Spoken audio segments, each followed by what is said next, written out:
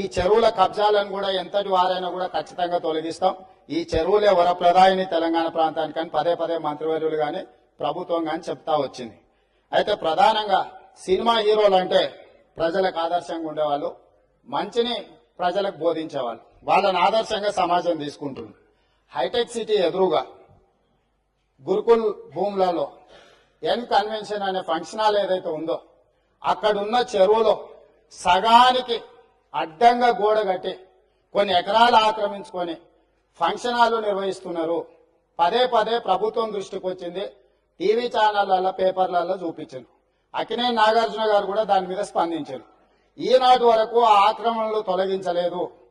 ఎందుకు అక్కినేని నాగార్జున గారు ఆక్రమించుకున్న చెరువుల ఆక్రమణలు తొలగించలేదు? ఎందుకు చర్యలు తీసుకోలేదు? ఏ శక్తులు అడ్డం పడుతున్నాయి? ఎప్పటిలోగా చర్యలు తీసుకుంటారో మంత్రి గారు సూటిగా సమాధానం చెప్పాల్సిందిగా కోరుకుంటున్నారు.